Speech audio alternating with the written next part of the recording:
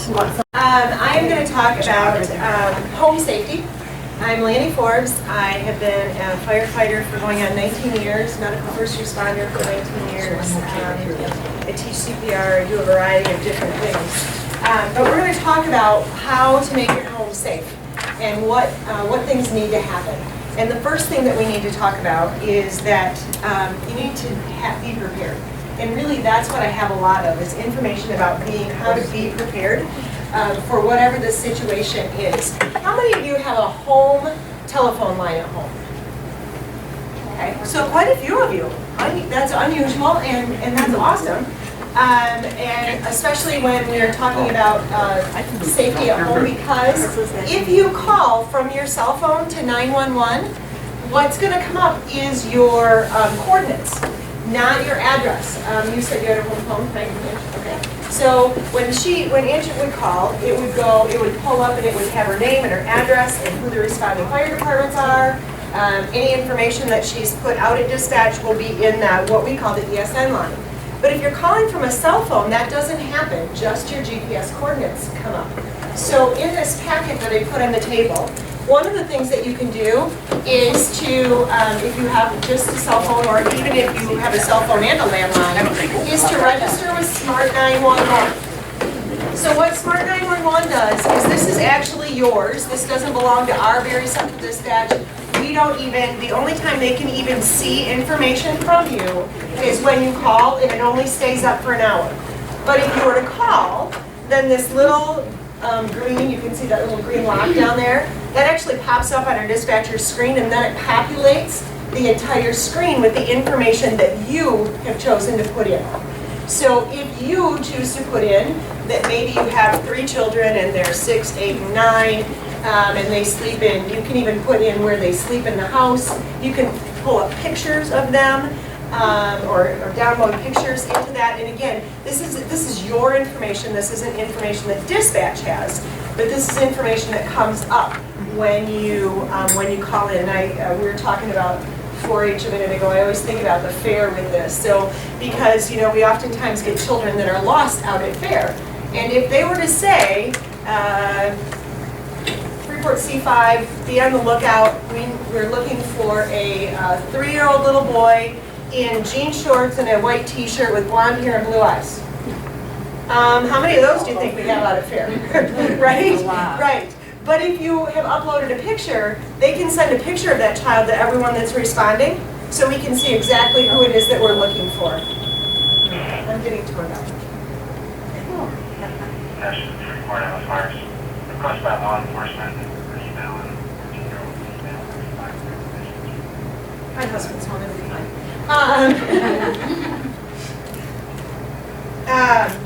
So I would highly recommend that you go on and register your cell phone. How many of you have teenagers? Okay. So how many of you have potential teenagers? How many are going to make it to teenage years? Might be a better question, right? You can go in and you can put in your child, you can put all of the phone numbers that are attached, so that if something were to happen with a child, they would automatically be able to call you. Law enforcement would be able, they would know immediately who to contact because that information will come up. It's also very handy with senior citizens. You can put in cars, the car, the type of vehicle, any of that kind of thing. How many times have you seen on television that they're looking for a missing senior citizen, right, and he's got a car? They can put all of that information in also. So it's just a very good piece about being prepared, and I would highly recommend that you seriously consider registering with that. It will come back on every 6 months. It will ask you to update your information. I can tell you that what I have in there, it says where my electrical panel is in my house, it says where my grandkids sleep in the house, it says where our propane tank is outside. It has all kinds of information. I can put in what medications my husband's on, but again, I input all of that information. It's just information that I want them to be able to know. So, and they cannot access it unless I call from my cell phone, and it is only available for an hour to them. So again, you don't have to worry about, they can't go in and look at your photos. Those are some of the questions that came up, like, okay, so now they have access to my cell phone? No, no, no. They only have access to the information that you put in. okay? The second piece that I have in there is what happens if there is a disaster? How do I know what's going on? What if emergency management, what if we have a tornado that comes through and emergency management is set up and what's going on? So here are the 3 top places that we will always get the information to first. We send it out to 211, we send it to WBCH, and we have it on the Berry County Response Facebook page and on the website. So all of that information gets uploaded just so that you know what's going on, where there's a shelter. How many of you lost electric a couple of years ago? Anybody? Oh, everybody did it. Right, right. Well, what we heard was, you know, well, how do we know where to go? Well, it will be in this information. So you want to make sure that you know where those are. You have an emergency preparedness guide that can be very helpful. Maybe not the hurricane evacuation, because I'm pretty sure we don't need to use that. But there is a lot of good information in here about how do you prepare for a disaster, what should you have in a supply kit, how do you do some really basic things like treating serious injuries. I will also tell you that if you have a smartphone, there are some really good apps out there from the Red Cross. One of them is how to treat medical emergencies. One of them is about if there's a tornado. Lots of different pieces like that that you can download from the American Red Cross, and you can just have that app on your phone and click it, and it will bring up whatever information that it is that you're looking for. So that's good. The Southwest Michigan Get Ready. Again, this is our Region 5, so this has more information about being prepared. On the FEMA website, also, if you go to FEMA.gov, there are some great kids games that they can play, that they think they're playing, but actually what they're doing is learning. They're learning about how to get out if there's a fire. They're learning about what to do if there's a tornado. They're learning about what to do if something happens to mom and dad, and how do you react to that. How do you call 911? What do you tell 911? So lots of really good, fun, interactive things for children on the FEMA.gov website. The next piece I have in there is, got a minute? No CPR. So really, knowing CPR is a very simple 8 steps. And instead of, you don't necessarily have to have the 8-hour class, although I'm an instructor, so I will tell you that Pennock has great instructional classes. But, you know, the bottom line is, do we know what to do? If somebody falls, do we know, if somebody falls and has no pulse and is not breathing, do we know what to do? Do you know how to tap and touch and shake them to make sure they're okay? Do you know to call 911? Because remember, if we don't call 911, no one's coming to help us, right? You're going to be doing the CPR or dealing with the situation. So always remember to call 911. I have some very good friends that we laugh. I'm sure this has never happened to you, Kelly, but you know, somebody will call and say, I was just in a car accident, or it looks like the neighbor's house is on fire. Well, have you called 911? Well, no, I called you. Okay, but I'm going to respond, but really we need you to call 911, right? Yeah. Favorite was my friend that called because she saw smoke across the lake. Yeah, it was a house fire, but it wasn't even in our response area. But it was just funny because people tend to call people instead of dialing 911. But with this, you know, always make sure, we always tell people, if you're going to run in and help somebody, make sure that that scene is safe. Always make sure that you're not going to become another victim of whatever happened. And I use the example of a couple of, an off-duty police officer in the bayou in Spring Lake who saw his neighbor floating alongside the dock. He ran out, jumped in the water to save him, and he too was electrocuted because the guy was putting up lights on his dock. And so you have to really think about what it is that you're going to do before you just react. So making sure that the scene is safe, calling 911. When we do CPR, we always want to make sure that we're in the center of the chest and that we have our hands interlocked and that we're doing them about 2 inches deep and to the beat of the song Staying Alive. It really helps if you actually are singing that in your head. to do those compressions and make sure that you're getting them in a really good beat, because you're trying to make that heart or make the blood flow through the system. So just making sure that you know what to do. Dispatch will also make sure that they're giving you instructions as that goes along. So one of the other important things about calling 911, I want you to please remember when you dial 911, they're going to start asking you a bunch of questions. And you're going to think, okay, I just need somebody headed this way, right? They're still asking you questions. Well, while they're asking you questions, there was another person that also answered that line that can hear what's going on, and they're dispatching all of the responders to come that need to respond to that situation. So don't be concerned about the questions that they're asking. They do need those questions so that we have a really good idea as to what we're going to respond to, but there is someone else getting all of that help on the way. They've already got the police going. They pass us on the way to every call, so. These big old trucks just get our way. I know, right? The next pieces that you have in here are for a free home smoke detector and carbon monoxide detectors. So, very interesting. We've had this program for almost 10 years. And again, it's free. You fill out this application. The firefighters that are in your area come to your home and install the amount of smoke detectors that are needed in your home at no cost.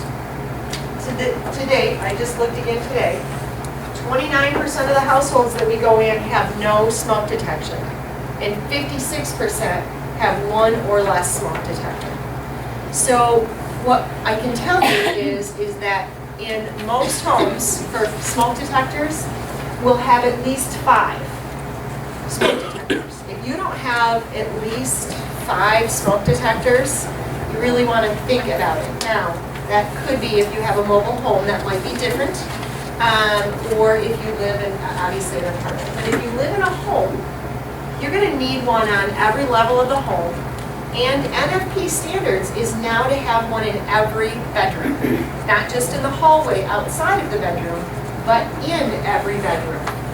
So you want to make sure that if you don't, that you are filling out this application. We will get it to where it needs to be.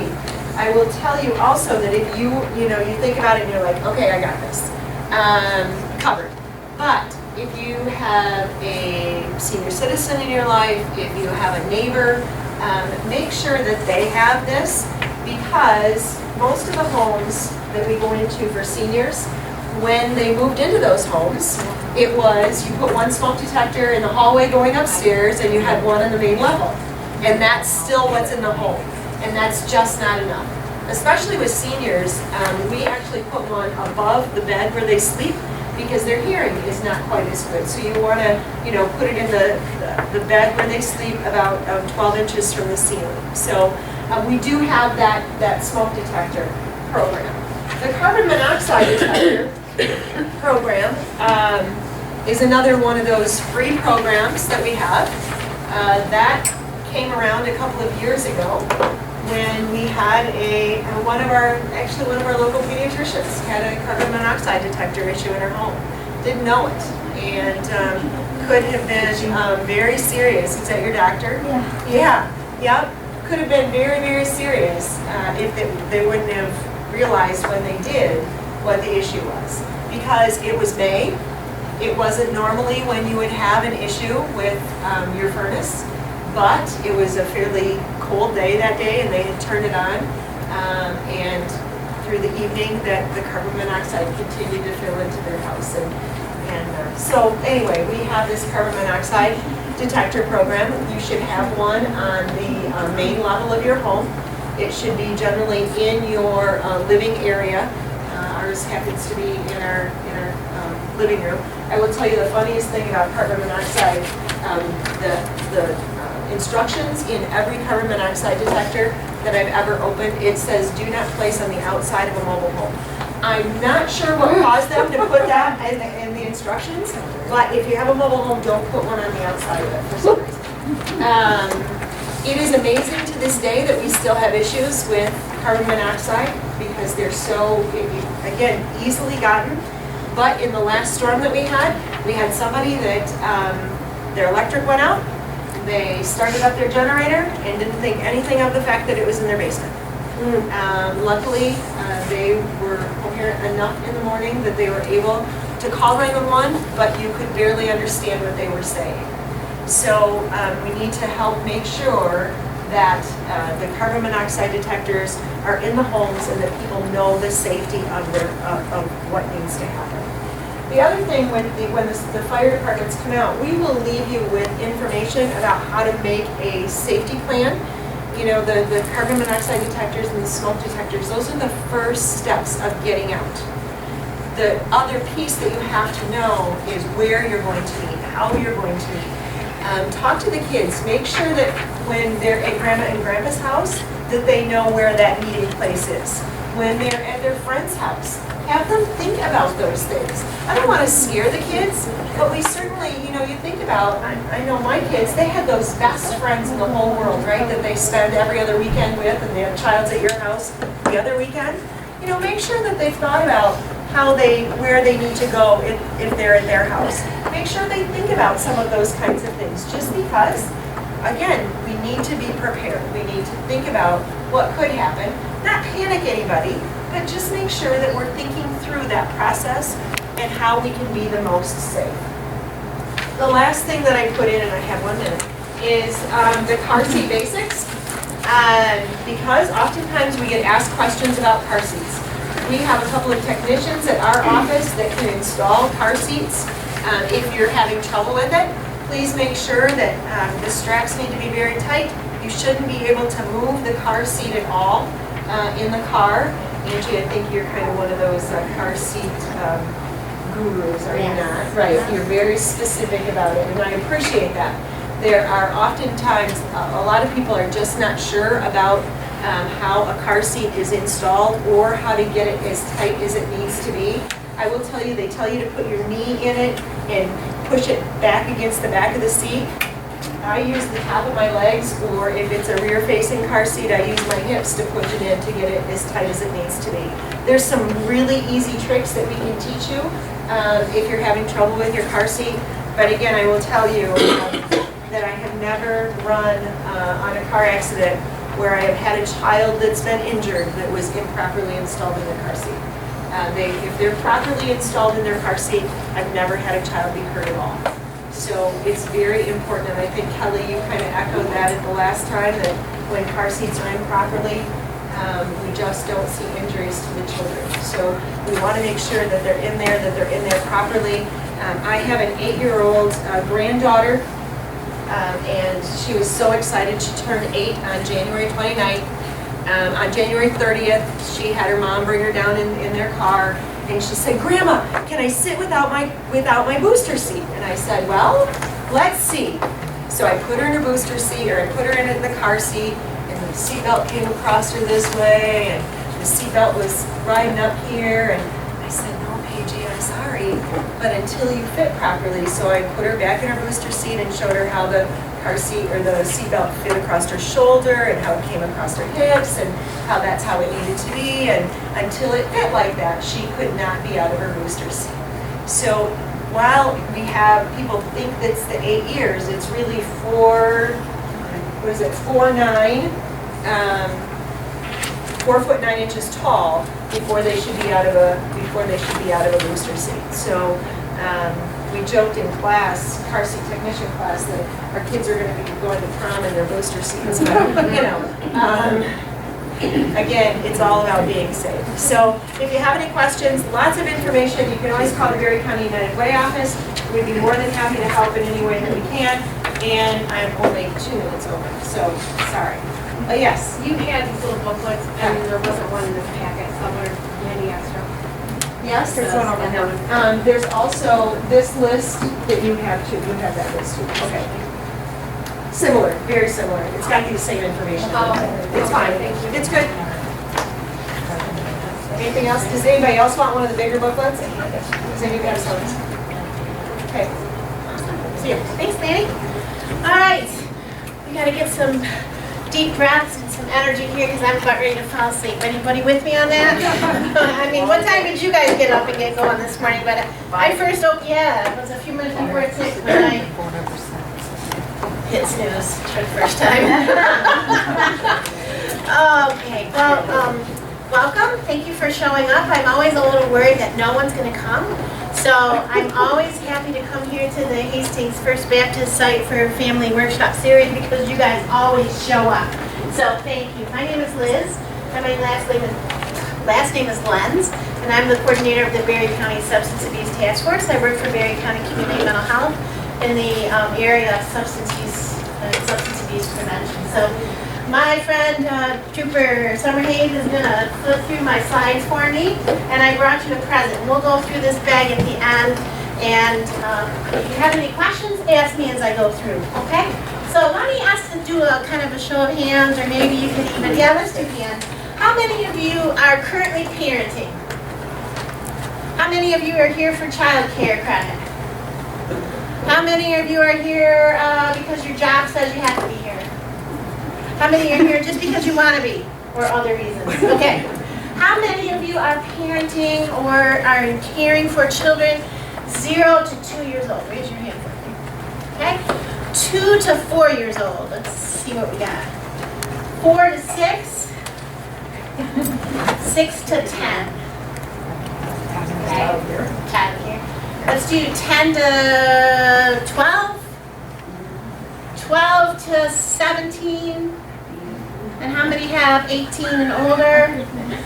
Anybody got a 52-year-old son? Because I do. It's called my husband. Anybody got any of those? Don't you dare tell him I said that. If he's not really. I've got a Liz, yeah. Yeah, okay.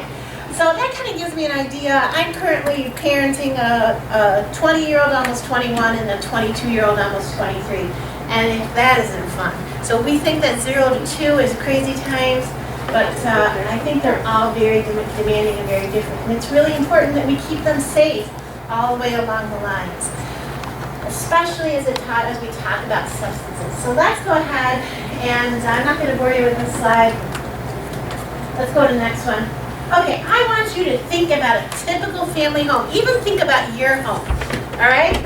So I want you to think about, before we go to the next slide, I want you to think about all the potential hazardous substances in a typical home. And when you have one that you want to share, raise your hand. Typical hazardous substances in a typical family home. Think about your own house. Marcy, what's one? Spray paint. Spray paint. Okay, yes. Bleach. Bleach. Laundry soap. Laundry soap. Spray lubricants. Okay, split. Did you get that on tape? Thank you. I'm not going to repeat that, okay? We're good. All right, other things, other Bathroom potentially. cleaners. All right. So you folks are really thinking about those type of substances that we use to clean in our house or to do home repair, home maintenance, that we know say caution, danger, warning. So let's keep this in mind. Oh, go ahead. So these are some of them that you first mentioned. I must have that mental connection with you because, as you see, you mentioned bleach. Bleach is right there. Someone mentioned spray paint and lubricants, and those are in the picture right there. Oddly enough, these chemicals right here, some of these can be used for meth manufacturing. So we have to always think about that, because some typical family homes may have something clandestine or illicit or illegal going on. So also, these are cleaning supplies that we would, as a parent, we know to lock them up, have the parents, the parent controls or the child safety locks. We talk to parents and to small children about recognizing the words poison, danger, caution, warning. So let's take a look at another slide here. Nobody mentioned it. Just so you know, if I ever come back, since I work in substance abuse, and I ask another question like this, you can think about the medicine cabinet, because these are potentially harmful substances. And in particular, if someone gains access to them, either by accident, out of curiosity, or with intent, this can have some hazards or some consequences. So I'd like to point out that This is a typical medicine cabinet. What do you see? I know the picture's not big, it's not large print.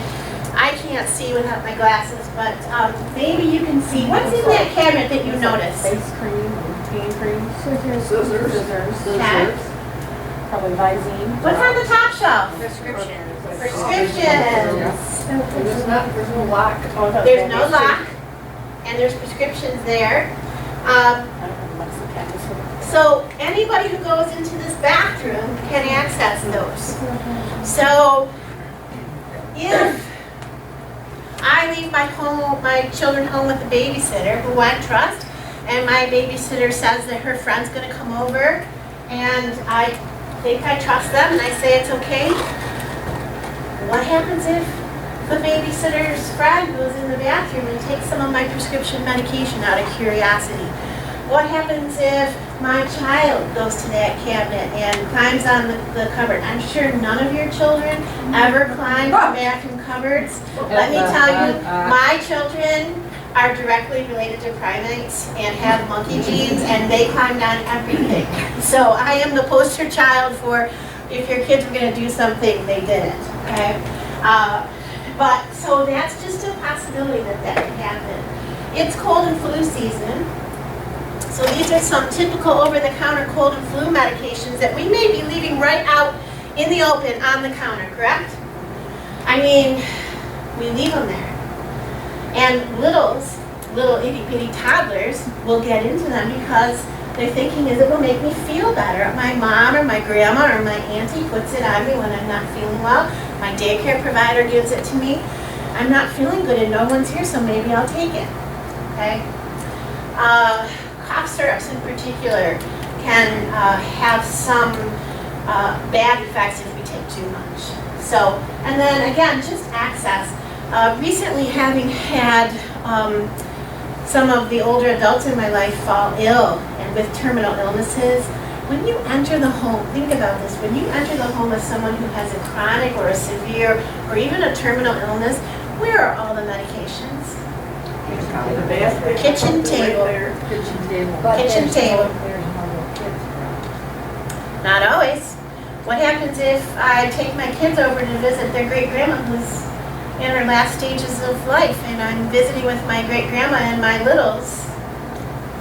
I mean, we have to be mindful of those. I am talking about worst-case scenario here that hardly ever happens, but these are things that I want us to have our eyes open to about safety. So let's take a look at the next slide. None of you mentioned this. Can alcohol be a harmful substance? Yes. It can also be something that because we're legally of age, over age 21, and we responsibly consume this beverage, that causes zero problems. But it can cause some problems if we leave it in an unsupervised, unmonitored, unsecured place when we're not there. So I always encourage people, if you notice that refrigerator, everything is very brightly colored and attractive. You notice here the adult beverages are even Kool-Aid colored. They will appeal to children. And if they can't read and they see us drinking something like that, they are going to think that it must taste good. If this is the liquor cabinet, I would find a way to secure it. And then, in terms of beverages being left out, we don't know what the alcohol content is sometimes in mixed drinks, but for a little person who may take a drink or drink something, it can be a lot, and it can cause some alcohol poisoning at a very little level. So these are, again, worst case scenarios, but I want you to be mindful that these are some places in a typical home where harmful substances exist. So let's take a look at the next one. Tobacco. Why have I included this slide? How is this a harmful substance to our children? You bet. Secondhand smoke. Okay. If you notice that little baby doll in the correct child safety seat in the vehicle, smoking in a car is one of the most intense forms of secondhand smoke exposure for littles. They can't get away from it. Even if you roll down the windows, the research has kind of shown that that smoke pools in the back seat. So we do a lot of talking with parents about reducing the risk. So what are some ways where we can reduce exposure to secondhand smoke? You guys are smart, you know them. You don't need me to spout them off. What's one? Oh, well, my husband, he was outside, not in the house, not in the car, like out in the bar or whatever, garage. Beautiful. whatever, away Smoke from- outside. I'm a landlord, and you know my tenants that smoke, they know they have to smoke outside. So anything else? Quit. You can quit. There's lots of good resources. If you can't quit, you can at least try to reduce. I had a very good friend that actually smoked 3 packs of cigarettes a day. She got some help and some support, and she got herself down to 15 cigarettes. You know what? That's a huge, huge success. To go from 60, 3 packs a day to 15. I mean, I'm not gonna shame her. She did an awesome thing. She also got so that she didn't smoke in her vehicle. She had no children, but she got so that she didn't let herself smoke in her vehicle because she realized that that was something where she was actually smoking a lot more often and not paying attention. So there's a lot of things we can do. We really worry about secondhand exposure, and we're actually seeing in Berry County that our rates were at 50% at one time. We do some data collection with youth. That's how we can figure it out. And actually, we're down to closer to 40%. So parents are getting the message, grandmas and grandpas are getting the message, thumbs up to y'all, because you know to smoke outside and not in the car with the littles. So even the 16 or 17-year-old, that smoke doesn't really ever leave the vehicle or the house. Well, let's take a look at another thing here. You know about these things? What do you guys call them? Garbage, huh? I figured to say that. Good job, all right. Disguised, I guess, to me, who knows what's inside. Well, the actual term is ENDS, electronic nicotine delivery systems. Most of the time we call them vape pens, e-cigs, vapes. People who use them are called cloud chasers. There's lots of different terminology. But why would this be attractive to little children and or even middle schoolers or young adults? What's attractive about this? What, Because they come in flavors. colorful, okay. So this is very colorful. These are very colorful. I don't know if you can see this, but this one is called Steep Pop. And this one's called, I mean, I wish you could see this, but they're all very flavorful. Some of them are cotton candy, pina colada, tropical sunset. Okay, so they smell good. They taste good. There's lots of different ways inside. So one of the things we're really concerned about is that as people use vaping devices, they have a misperception that they're actually safer than cigarettes. We're actually just starting to see some research because they're very new, and that research is not, I mean, it might help somebody quit, but the research is actually showing that most of the time people will continue to smoke cigarettes and vaping devices, and the vaping devices actually cause some damage to the lungs because of the chemicals in the vaping liquid. And until August of 2016, there was no regulation or oversight. So you don't know what's in that vape juice. I don't know what's in that vape juice. They did a survey of young people, and most young people thought that the vapes were nicotine-free. Most of them are very high rates of nicotine. So let's take a look at the next slide. You wondered when we were going to get to this. Does this exist in some typical American homes? Absolutely. Okay? It can be there with parents or guardians who have medical certification to be a medical marijuana user. It can exist in the form of what we now call medicals. These are all examples from the DEA of candy that has been infused with marijuana extracts. And these are some other forms of, believe it or not, of THC infused edibles or products. So we have had in Berry County, even some incidences of children either taking their parents' medical marijuana to school and giving it away for fun or for profit, or they are injecting it in other forms. Marijuana today is not the marijuana that, I mean, I'm going to be 49, so I just outed myself. It's not the marijuana that we grew up with. It's not the marijuana that our parents grew up with. It's not the marijuana you grew up with. Marijuana today, marijuana products are a very, very high high potency of THC. Very concerning, very, very concerning because of the risk for children. So let's take a look at the next slide. Poison control. Why are we mentioning that? Because anytime a child ingests a medication and you're not sure how much they took, you should be calm. Anytime a child gets into some alcohol and you're not sure how much they had, if it's just a toddler that got into the, the summertime punch that an adult left unintended, you can call. E-cigarette fluids and liquids. The number of calls to the poison control has gone up astronomically because littles will see the liquid containers, they can uncap them, they're not safety proof, and they ingest them. They're not meant to be ingested directly, okay? Also, medical marijuana or other marijuana edibles, a lot of times, those are a great risk for children because it looks like chocolate or a cookie or a Rice Krispie treat. A lot of times it's packaged in such a way to be attractive to children, and if those are a reality in anyone's home, they should be secured and put up. Okay, so let's take a look here. Okay. This is that slide I was talking about. It went in 2010 from 1 call per month about poison control calls involving e-cigarettes. In February of 2014, it went up to 215 calls per month. So, there you go. All right, next slide. So, Talk Sooner is a great resource, and I think at this point, I am going to show you your packet. I brought you a bunch of good stuff. First of all, if you have unused meds in your home, we have 6 pharmacies where you can take your medications, and we have 4 law enforcement drop boxes. If you have controlled substances that you want to get out of your home, take them to the law enforcement boxes because they accept controlled substances. Twice a year, we have the medicine collection at the Household Hazardous Waste at the fairgrounds. I brought you some data about youth use in Berry County. If you are interested in that and you want to know more about marijuana edibles or any of those trends that you saw, I will be back in March for the Family Workshop Series, and I really hope you'll come. So, and then I gave you a sheet that I got from kidshealth.org that has some great tips. Yeah, it's a great website.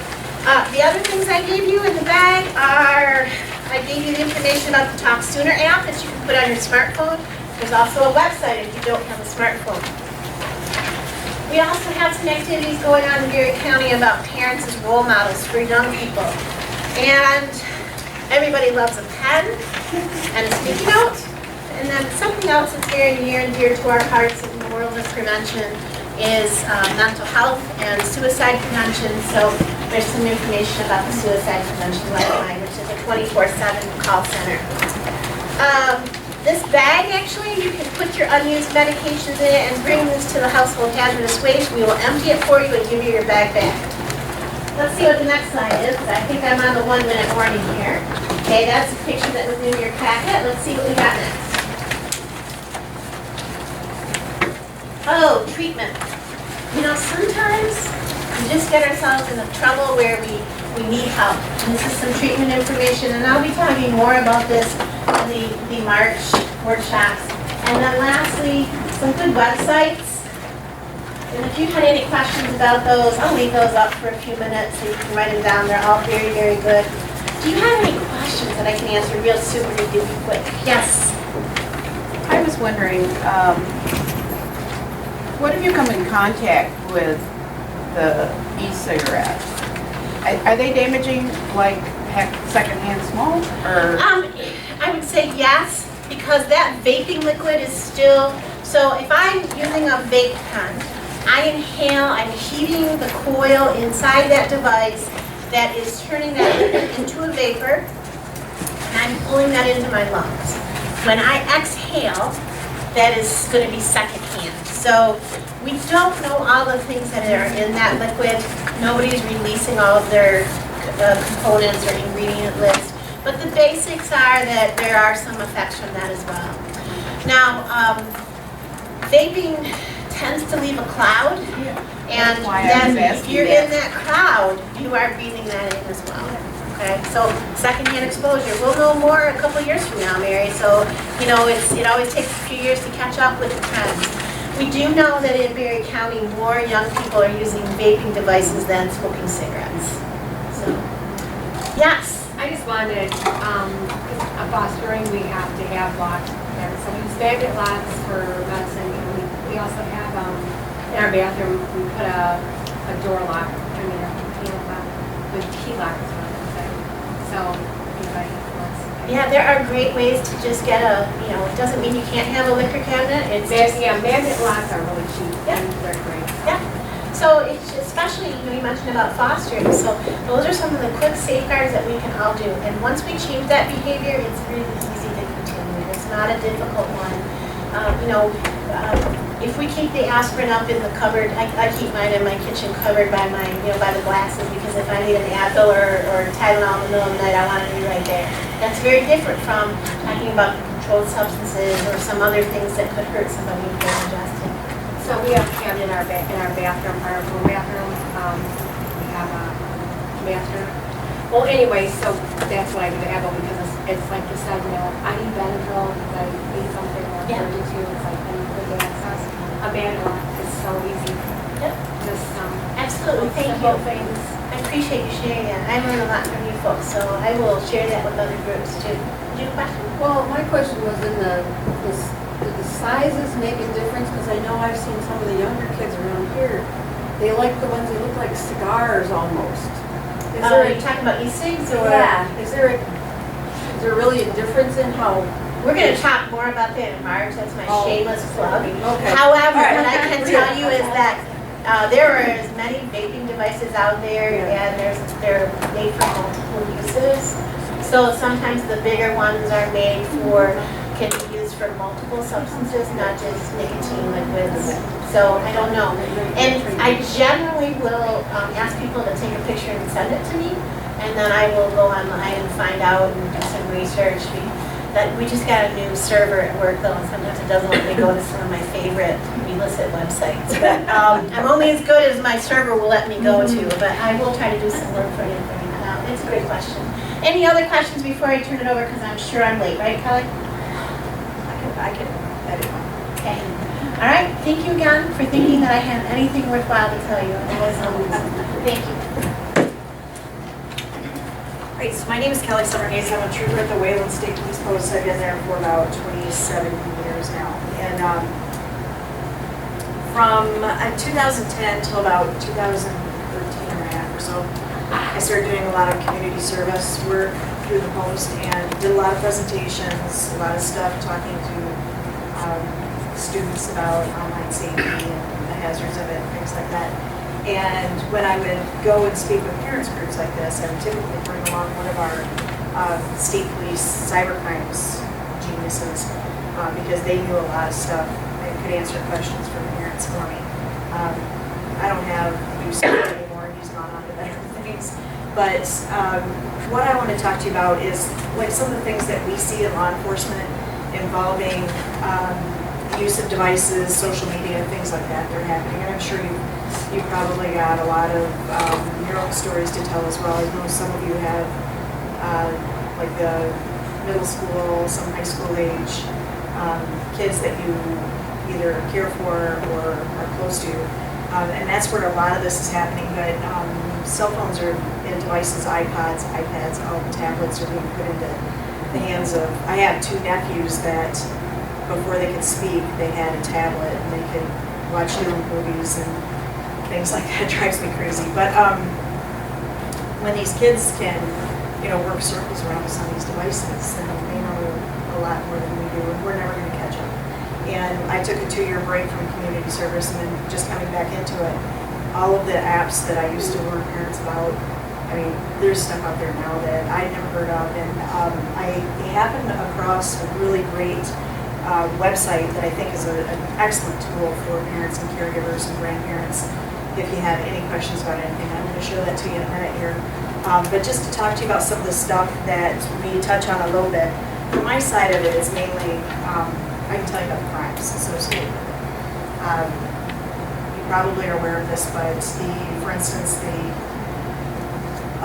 creating pornographic materials, anyone under the age of 18 cannot take an image of themselves unclothed or in a sexual manner and distribute it. That's considered creating child pornography. Now, typically, kids aren't charged with that type of crime, because when we find out about it, they're usually a victim of another crime by then, and that's the distribution of child pornography. If someone has persuaded them to do that in the first place, that's a totally different crime. Getting someone to take those images of themselves, someone could be charged up to a 20-year felony. It's child pornography. So there's a lot of predators out there. There's a lot of people that they encounter online where they don't even intend to interact with these people. They might even think they're dealing with one of their peers, and in reality, it's a much older person, maybe not even in this country, that creates these relationships with these kids and get them to do things that they wouldn't normally do. And a lot of times when we take these cases, parents are dumbfounded by it, or dumbstruck, I should say, because a lot of people think that, my kid knows better. I have a good kid, my kid's an all-A student, has a nice group of friends, but when they get alone with those devices, and you were all teenagers once, you know what teenage hormones and, wanting to be loved and thought that you're beautiful or, really attractive, things like that. That's a real big draw for a lot of these kids, and they get sucked into this and doing something that they didn't want to do in the first place. So, one of the cases that our troops are investigating right now over the Flint Post, you may have seen this on the news, it was just in the last month or so, that there's a 17-year-old boy that's being investigated for uploading images from 35 different high school girls that sent him inappropriate pictures and over Snapchat. You all know what Snapchat is? Okay. Snapchat, people think that you can send this picture and they open it, it's there for a couple seconds and then it goes away, but you can screenshot that, and that's what happened with this screen capture. And he captured all these images, and then he uploaded them onto a social media site and shared it with other people. So there's 35 high school girls in Davison High School that their images got uploaded to this site. So our cybercrime unit is investigating that, and he's 17, which we like that because then he can go to real jail. He's no longer considered a juvenile, and that I don't think is really a juvenile type offense in any way. That's well thought out, and he's a predator. I would say he's a predator. So what he did that was distributing it, that's something that could get him up to 7 years in prison. So the best way to combat this is just to educate our kids, to hopefully teach them not to do that in the first place. One of the cases that I was just reading about that, in fact, was on, I think it was on this site that I'm going to give you as a resource. And this website was developed locally. It's from Michigan. So a lot of their cases are Michigan cases, if you go through this and look at all this different stuff. But there's one story there of a 13-year-old boy, because boys are also enticed into doing this type of stuff as well, where he was interacting with someone, I believe over Kik or Instagram, we're both terrible. But I think he was interacting with someone over Kik, and it started out as a good conversation, not sure what the person portrayed themselves to be on the other end. But then it kind of started turning dark on him and getting a little hostile, and this person threatened his family members, threatened to do harm to his family members if he didn't send an inappropriate picture of himself to this person. And he did it, even though he knew he shouldn't. He was afraid. His 13-year-old brains are not fully developed, and he probably was in panic mode. And he sent this image, and then the person came back and wanted him to go get mom's credit card number and send that to him too. And he decided he should probably tell his mom first. So that's how that one stopped. But that image is out there now, so now this young man, who knows where his picture's floating around with, child pornography going on out there. So there's a lot of ways that these people can reach you and get to your kids. And the best way is just to try and either keep them off these sites or give them the tools and talk to them repeatedly, because it doesn't take the first time. I had two boys. This is a boy, right? She had both my boys in high school. And my boys are dumb. My 13-year-old and 9-year-old. I think boys just in general are dumb. You have to tell them again and again and again. Mine don't have devices like this at this point, because this stuff terrifies me. And mainly my older boy, my 13-year-old, he has I think think it's an LG 3. It slides and you can, physical keyboard, but it's not a smartphone. He's so mortified that this is what he has. He doesn't even carry it to school. I make him take it in his backpack because sometimes he walks home just in case he goes missing. I'm going to be able to try and find him, but he won't pull it out for anyone to see because it's so embarrassing because everyone has smartphones. But I trust him he's not going to be the kid that's going to be asking girls for those pictures because he's so awkward and shy around girls anyway. But he's the kid that somebody might forward that picture to him. And then suddenly my innocent, wet behind the ears 13-year-old boy has a 4-year felony going on with possession of child pornography. So I don't want to put him in that position. He doesn't get it, but I don't care. It's my job to make sure that he grows up safe. So anyway, that's some of the stuff that's going on out there. And this is all the way down to, I think the most shocking one I had was a 7th grader over in Allegheny County, over Gallagher and Erie counties, in a school way over on the west side of Allegheny County. He got caught twice with images on his phone in middle school. And the second time, he had over 100 photographs from high school girls. And he's a 7th grader. And they would trade them, sell them, send me some money and I'll forward it to your phone. And he was unrepentant. I mean, he didn't think that he was doing anything wrong. The second time around, he got expelled from school and he got criminally charged with it as a 7th grader, which is what my son is too at this point. So they're very savvy when it comes to these devices. And another middle school horror story I'll tell you really quickly before I move on. We deal with a lot of bullying complaints. I don't think a day goes by that we don't get some kind of complaint about online bullying. Mainly with juveniles, all the way down to, we've had them into like elementary grades because a lot of these kids have these devices. But it's mainly middle schoolers that we get it from, and some in high school, but middle school seems to be the really difficult age for all of this, where we're seeing a lot of it.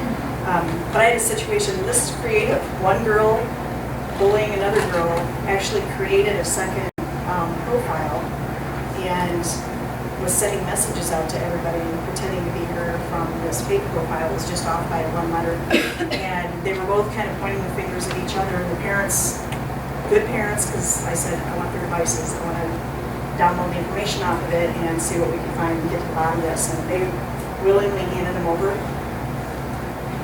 What we found while we were doing that, because when we download all that information, we get all of the text messages. I mean, even if you delete it, it's still on there. Any websites you visited, one girl was looking at such hardcore pornography, it kind of creeped me out. I've been doing this job for a long time, and to think that a 13-year-old girl had viewed these images with her phone. But the other girl, again, good family, nice upbringing, she had a message or a discussion going on with her boyfriend that they would meet in school in a specific room. It was a weird name for a room. And they were discussing having sex during school. And it was like real intercourse, I mean, what they were describing. And I contacted the principal and said, do you have a room in your building by this term? And he says, yeah, that's this. I said, you need to lock the door because apparently your students are using it to have sex at school during school hours. 7th grade.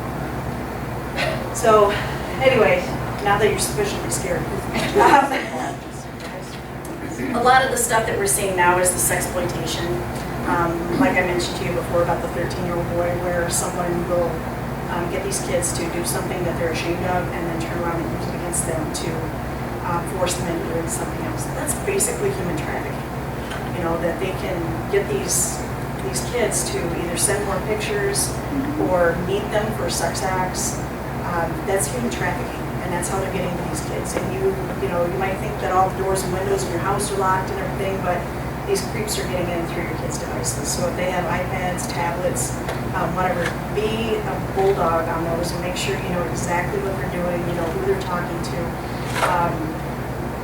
If you have the iPhones or the Androids, this website too will talk to you too about how to use your remote controls if you're not familiar with any of that stuff. It talks to you about how it'll teach you how to put controls on your wireless router in your house if you just want to try to lock things down that way too. But it's gonna be an ongoing process for you, because when I was doing this before, we would come up with, I'm trying to see how long I'm talking. We would talk to parents about, you know, a couple of these specific apps that are, you know, kids are dealing with that are kind of dangerous, and then suddenly, you know, there's a new one, and, you know, like Facebook was really cool until the parents got on it, and nobody wanted to do Facebook anymore, so we don't. And if you ask your kids what apps they're on or what social media they're on, you know, parents might think that they're just doing like one or two things. They're probably on 5 or 6 things. You know, you guys are young, right? Am I right? Yeah. And you're young enough that you probably did some stuff from your parents, didn't you? Right. Now you're putting them on the spot. Oh, yeah. All right. Well, how old are you now? Oh, well, you're just barely beyond your parents' reach, right? You're not prepared to tell the stories of all the things you did. Okay. And like Badu, has anyone ever heard of Badu? You guys? She has. You got to look. I'm talking to you. You've heard of it. Me? Yeah. And that's another one that I just dealt with not too long ago. I had a young lady, she's 16. So what's the age of consent for sex in Michigan? Do you know? It's 16. So if a 16-year-old person wants to have sex with, you know, a 55-year-old person, it's not illegal, as long as that's not, that person's not in any authoritative role about that person. It's not. It's kind of real, but it's not illegal. So this young lady, she's still a student, 16 years old, living in her parents' home, and she's on the Badu website, or app, that it says on there they have to be 18 to be a member. They don't control any of that stuff. They're not IDing people before they sign on. And you create a profile, and you look at other people's profiles, and you connect with the ones that you think are attractive, you know, kind of like the Tinder. If you're familiar with Tinder, that's, yeah. So she connects with this man who picks her up in the middle of the night outside her house. She sneaks out of her house, get in his car and go down the street, and they have sex in his car. And her dad, her parents were sleeping, had no idea any of this was going on, and this is something that she's done a few times. They also exchange photographs. So that's how I got involved, because it's a crime for him to be sending inappropriate photographs to a 16-year-old, right? And to request her to send them back to him. He's on federal probation for weapons offenses. So, I mean, this is not the guy you want showing up in the middle of the night to take your 16-year-old daughter down the road, right? So that's some scary stuff. And like I said, there's no controls over, you know, who's on these websites, who's joining them, you know, they're not monitoring them. So I want to show you this. This is called Protect Young Eyes.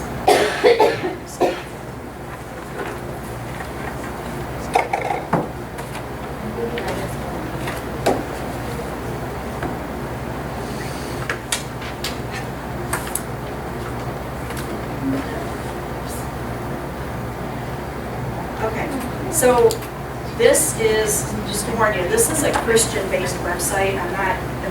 We're not pushing any Christian beliefs or anything like that, and neither do they. They say too that this isn't about Christian, it's not about spreading the word or anything like that. It's, let's see, we'll go back with this. I'll show you this here. See, maybe you're Christian, no problem, or maybe you're not, just ignore strategy one, because they talk about praying. But on this one, if you do the, oops, that's the video. If I had time to show you, I'm not going to show you. Know your kids, stay informed. So apps, there's a lot of interesting stuff on this. So if you, let's say you look at your teen or tween's phone and you don't know what hot or not is, this is a great bullying app. So you can like vote whether somebody's hot or not. You know, it's a good way to make people feel bad about themselves. So this will tell you every one of these apps, you know, the bottom line, what you should do. You should be cautious. You know, great thing for cyberbullying. Of all this stuff up here, if you don't know what Kik is, illegal. Snapchat, what we mentioned before. So you can click on all this stuff and you can see what the little icons look like. Oh, that's Facebook. Everybody knows what Facebook is, right? Oh, Ask FM, that was one. I don't even know if people use Ask FM anymore.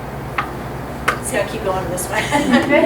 This was one that my neighbors, the first time I heard about it, is my neighbors, you could ask anonymous questions.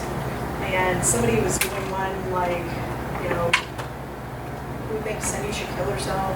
You know, that kind of a thing. But it's anonymous, you know, so it's just a really great tool for bullying.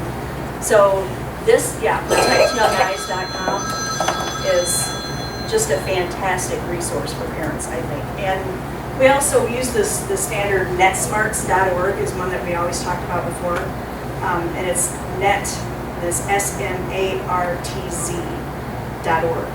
And that gives you a lot of instructional information too.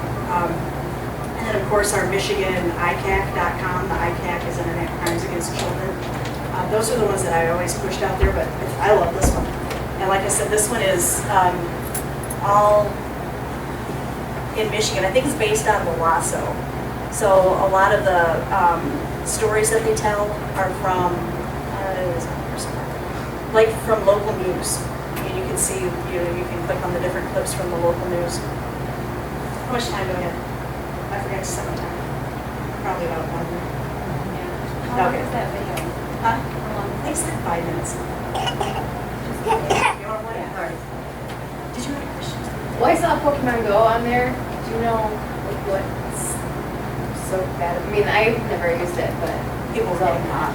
where they just walking around with them, like Yeah, walking into traffic. There's something in Battle Creek though, that a guy tried to shoot somebody because they were walking in their yard to check, to try to, you know, catch one of them walking around.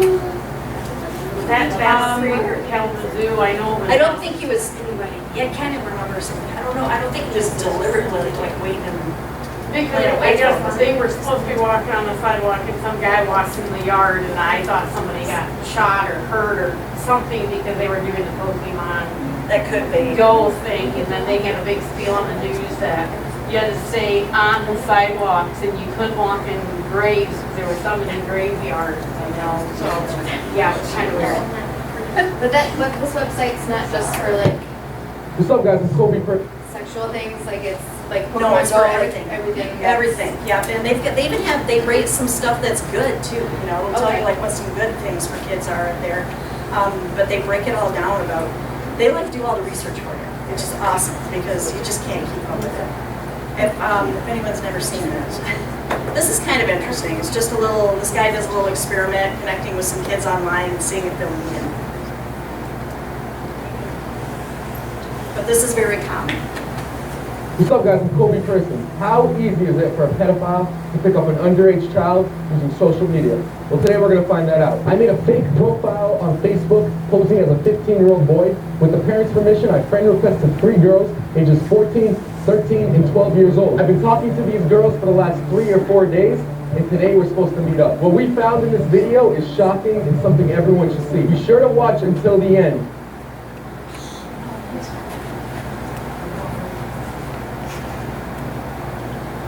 Oh, it might not. Can you let it load and let Becky talk? You And want to then pause it and let it load while I go? Yeah, we can do that. Yes.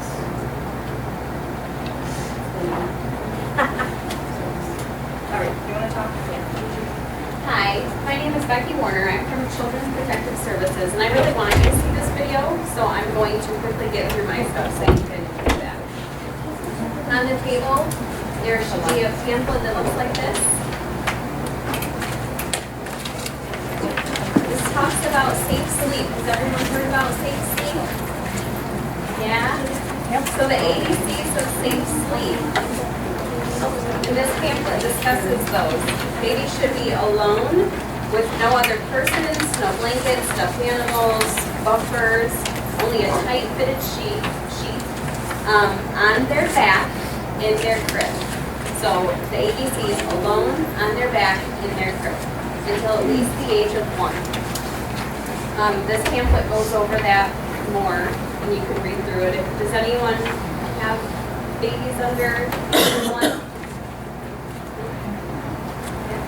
It's very handy even for grandparents, aunts and uncles. Oftentimes, what we're hearing more and more, we're very lucky in Berry County. We have not had an infant death since 2012, knock on wood. However, when a lot of times in like Kent County and stuff, the ones that come up are often aunts, uncles, grandparents who might be doing a makeshift bed in their home while they're babysitting or something like that. So it's really important to share, not only if you have a child, but if you babysit any children or you have any other young children come to your home, very important. Another sheet on your paper is titled, on your table, is titled, Is My Child Ready to Stay Home Alone?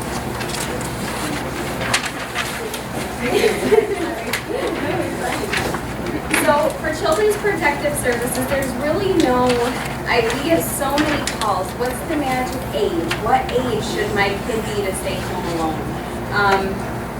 So if I were to give a magic age, our policy tells us age 10 and under would be what we would investigate for Children's Protective Services. That's what our policy mandates. However, part of our investigative process is to see, is the child ready?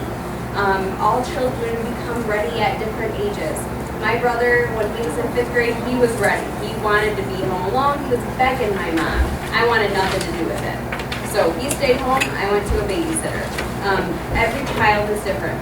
So this sheet kind of talks about different things to look for to see if your child or any children you know that you can pass along to parents is ready.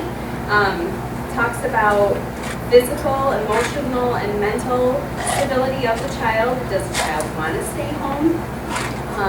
Do they know all the safety procedures in your home? Is there a phone available to them? Do they know who to call in case of an emergency? What is their maturity level? Are they mature enough to stay home alone? Compounding on that, if there are siblings, are they mature enough to watch their siblings and be in charge of their siblings?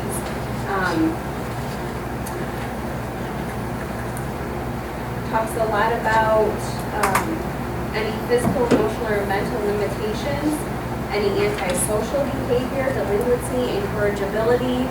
All of those things should play a role in your decision if your child is ready to stay home alone.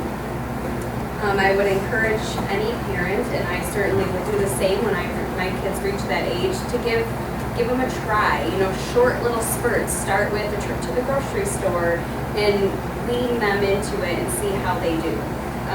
See if they're comfortable with it and if you're comfortable so you can trust them. Any questions about that? I got one. Yes. I've got 2 boys. I've got a 10-year-old and I've got an 8-year-old. And I'll tell you what, I trust my 8-year-old before I trust my 10-year-old. Yeah, that's why I say, you know, with age, it's not just about age. It has a lot more to do than age. I used to give my kids examples of somebody coming to the door, just don't even go near it, no matter what you hear, because if you know, this emergency, we're going to send somebody to the I didn't know if you touched on it or because I'll see. That is like the worst. To me, that was the worst thing over when you trust your child, but that has nothing to do with trusting them.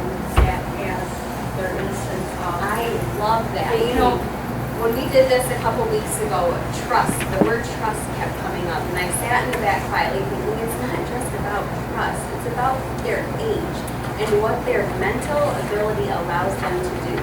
You know, I trust that my 8-year-old is a kind, sweet girl, but I know that she's also 8, and so she's going to make bad choices. She's not always going to be nice and kind, and it's not because she's not a good kid, it's because she's 8.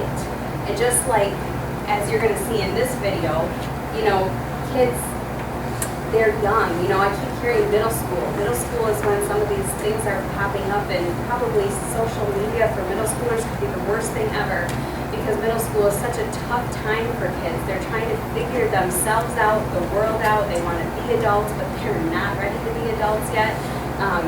It goes way beyond trust.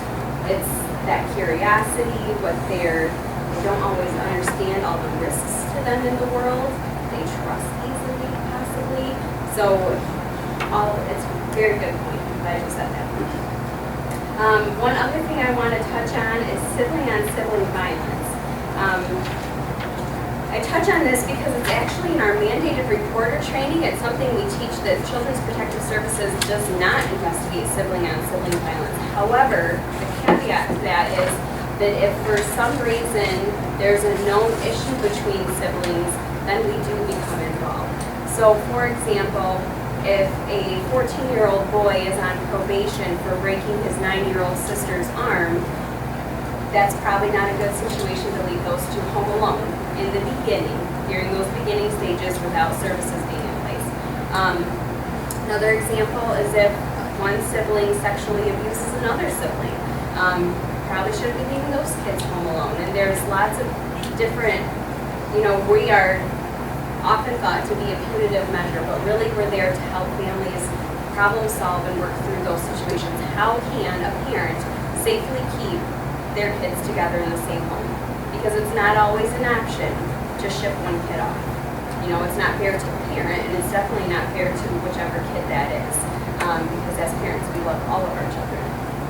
So some examples for sexual abuse, if it happens between two siblings, what we would tell parents are alarms on the doors. You would put an alarm on the door so it sounds and you can hear the child exit.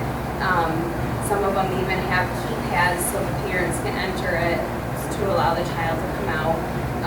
Often that's good for a nighttime situation because we're all human. We go to sleep. You can't guarantee you're going to be that light sleeper all the time. You hear that a lot. So you can set the alarm and then it'll sound if the child exits to go to the bathroom or whatever. We also advise to use those if you have children who escape. Young kids, 3, 4 years old, that like to escape doors and stuff like that. It's not sibling-on-sibling violence, but very helpful. And they're like $5 at Walmart. They're very inexpensive. So some things for sibling-on-sibling violence, whether it's physical or sexual, parents can have a safety plan, alarms, sleeping arrangements, different people being in place to help watch one child versus the other one being home. Also, what are the children receiving in the home to help rectify those issues, such as counseling or any other type of intervention once probation is in place. Any questions on sibling-on-sibling violence? All right. That is pretty. Any other questions about Children's Protective Services?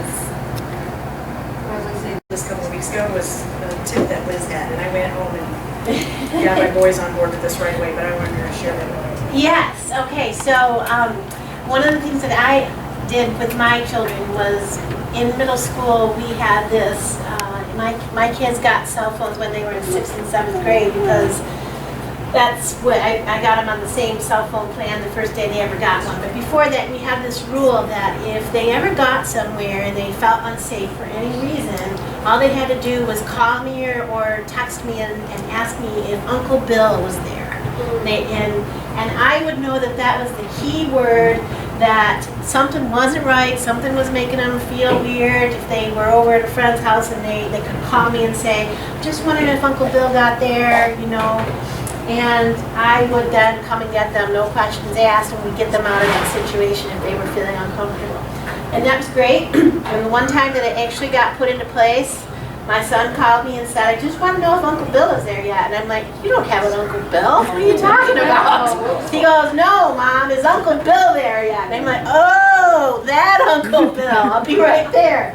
So have something like that in place, because we have to give our kids opportunities. I just saw something floating around on the internet where you can actually, your kids can text you a code word, or you can have a code word, Uncle Bill, something like that, so that we give our young people a chance to say, I'm feeling kind of uncomfortable, and oh, you know what, you guys, my mom just said my Uncle Bill came in out of town real quick, she's coming to get me. I'm sorry, I'll come back later. So it gives them an easy out. So thanks for reminding me about that.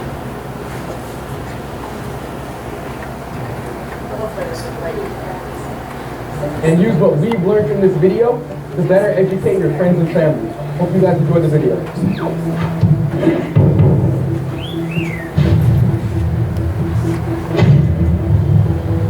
This name is Michaela. She's 13 years old. We've been talking on Facebook for the last couple of days, and we're supposed to meet up at the park later when her parents leave the house. I'm just waiting right now for getting a text that her parents have left the house. So I just got a text. My parents just left. I can be at the park in 10 minutes. We're gonna go see if she comes in 10 minutes. We're gonna go right now, set up all the cameras, and just be waiting there for her. So she said she's gonna meet me at the park playground. So this is the closest to her house, she said. So right now I'm texting her, just down here. All right, just wait, see what she says. She said, okay, I'll be there in 5 minutes.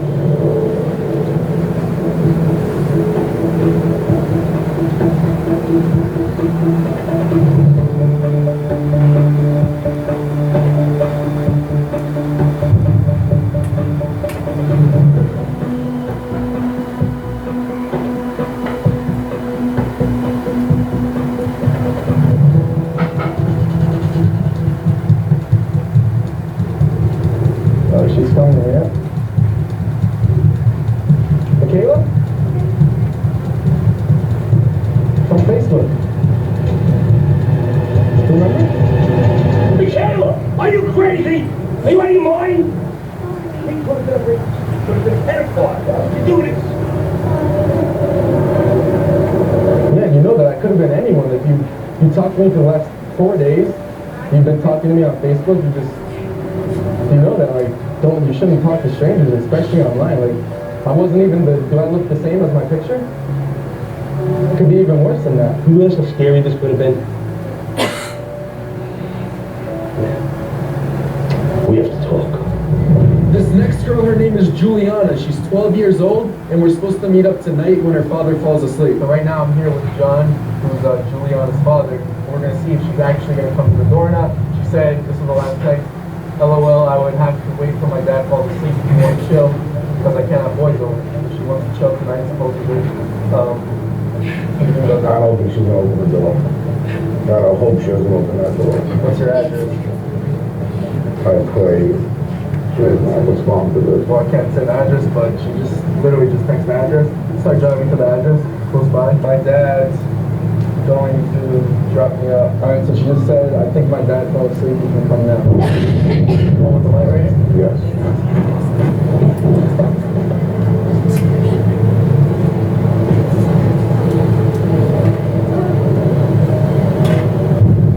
Come outside, come to the front door.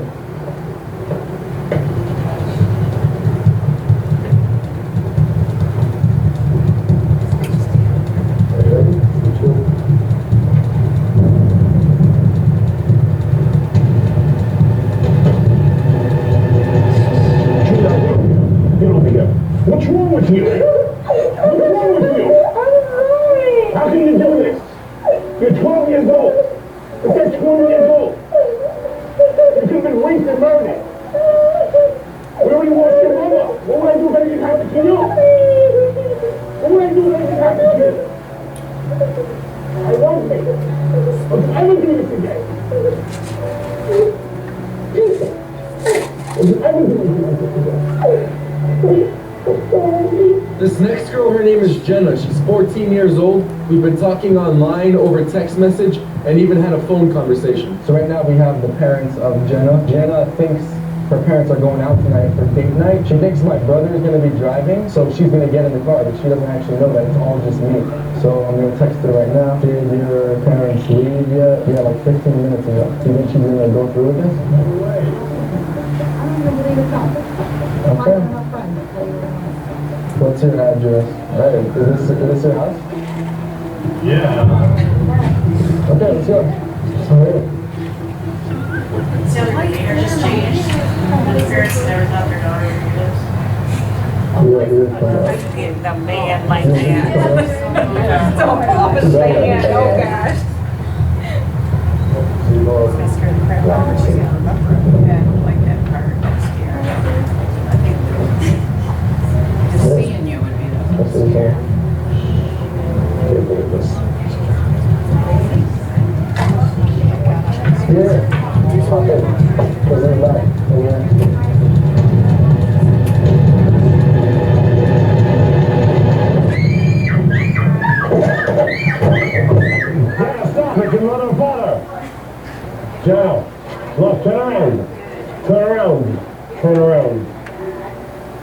How can you dare go with me this far?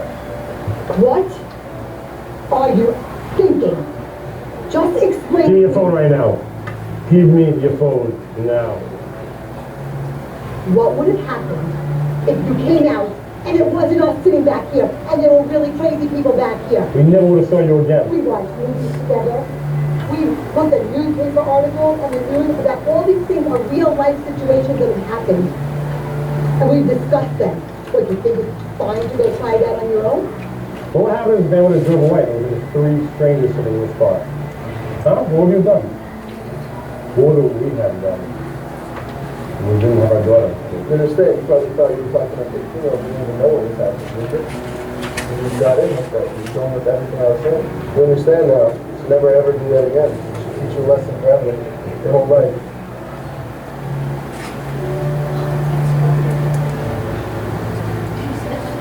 Make sure you guys follow me on Snapchat. You can see all the behind the scenes On that and every site single that I video. told you about Before too, the video comes out, follow me on Snapchat. I saw one thing on there that it showed a statistic that, Perfect. I forget what the percentage is, but the majority of these things happen, these occur when kids are contacting various people when they're alone in their rooms. So that was one of the big tips, that no devices alone in the room, have them using them out in the open, nothing goes to your room at night, collect all the phones, iPads, tablets, whatever, before they go to your room for the night, because that's what people do. Just be very vigilant what they're doing, and if you see anything that you don't know what it is, research it. Even if it's not on that site, just Google it, you'll find what it is. Does anyone have any questions for any of us before we pass out the post survey? Okay, you have to roll in the van like